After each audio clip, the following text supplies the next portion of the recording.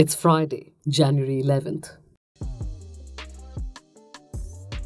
Less than 48 hours after he was reinstated as Director CBI by the Supreme Court, Alok Verma has been shunted out again. The high-powered selection committee comprising the Prime Minister, the Chief Justice of India who nominated Justice A.K. Sikri in his place, and leader of the opposition Mallikarjun Kharge met under directions from the Supreme Court. The decision of the committee was not unanimous.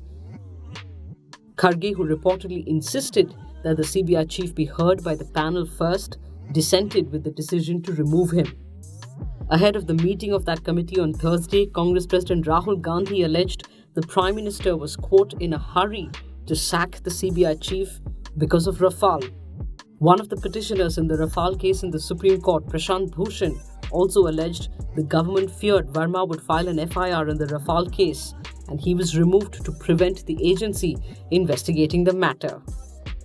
The government has pointed to the Supreme Court's decision dismissing pleas seeking a court-monitored probe into the Rafale deal in response. We will not allow this in the army, is how Army Chief General Bipin Rawat responded to a question on the implications of the Supreme Court judgment on Section 377, which decriminalizes consensual gay sex. Underscoring that the army has its own laws on homosexuality, General Rawat on Thursday said the army is conservative and, quote, we can't allow it to perpetrate into the army. In the days following the September 2018 Supreme Court judgment decriminalizing homosexuality, it was reported that the Army legal wing was examining the landmark judgment and its implications for the forces. News magazine The Week quoted Major General Nilendra Kumar, former Army Judge Advocate General, the highest legal officer of the Army, as saying, "The Army Act is a separate act altogether, and homosexuality is an offence under Section 46, which deals with unbecoming conduct. The Supreme Court did not have the occasion to examine Section 46 of the Army Act or similar sections in the Air Force and Navy Acts. Therefore, that law is very much on the book and has not been tempered or amended by the Supreme Court." Section 46 of the Army Act, while not referring to homosexuality explicitly, refers to, quote, unnatural conduct, and the punishment following conviction by court-martial is 7 years in prison. Dense fog in Delhi all of this week has severely impacted flight services in and out of the city. With visibility dropping to around 50 meters in the capital's Palam area, several flights have been cancelled, departures delayed, and cautionary communication sent out by airlines. To tackle inconveniences caused by such delays, the Delhi International Airport Limited is reportedly mulling a proposal that will allow passengers to leave the airport and return later in case their departure is delayed. Currently, if a flight has been indefinitely delayed or cancelled, passengers are allowed to exit the terminal on directions of the airline with their luggage. If the passenger has completed security check-in and needs to exit and then return, a new boarding pass is issued and the airline decides on the luggage. Hemendra Singh, an Assistant Inspector General of CISF, which oversees security arrangements at the Indira Gandhi International Airport, told the Hindustan Times, which first reported on the matter. The proposal is presently under consideration of the Bureau of Civil Aviation Security. Now, the proposal, if approved, will make it easier for passengers to re-enter the airport, but will also require the figuring out of security and feasibility issues, including whether passengers will be allowed to leave the airport with their luggage, and protocol if the passenger fails to make it back in time.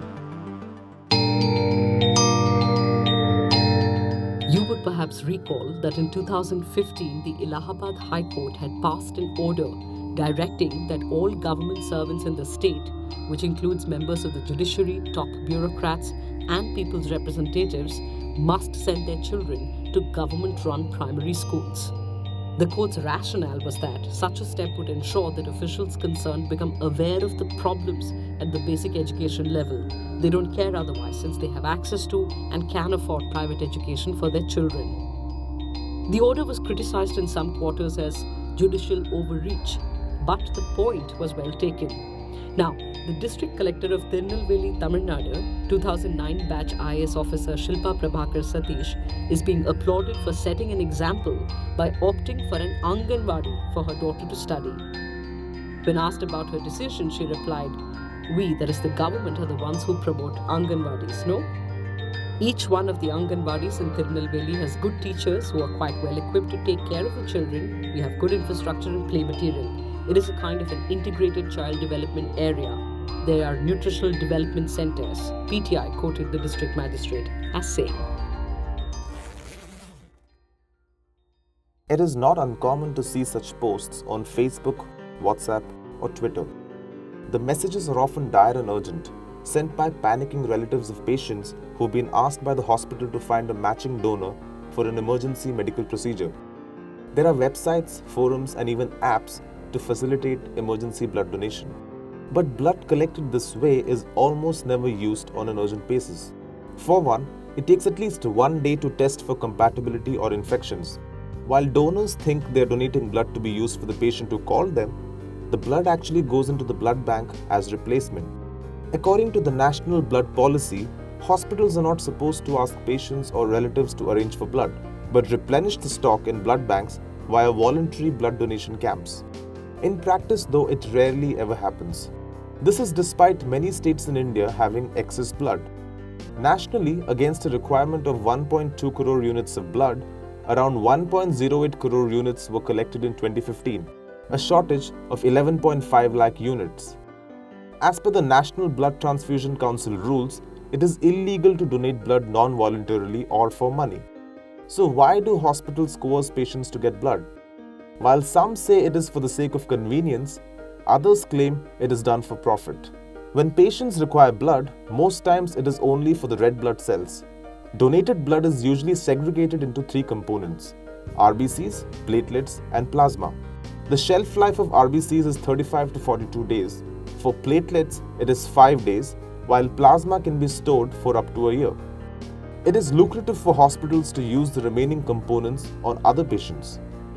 Hospitals, on the other hand, claim the reason they ask for fresh donors is to adhere to quality control. But experts claim getting blood from fresh donors or a blood bank carries the same risk. So while the law doesn't prevent hospitals from demanding replacement donors, it is a needless cause of anxiety for many patients and their relatives. love your morning fix? Help support our journalism. Subscribe to Scroll Plus using the link in the description.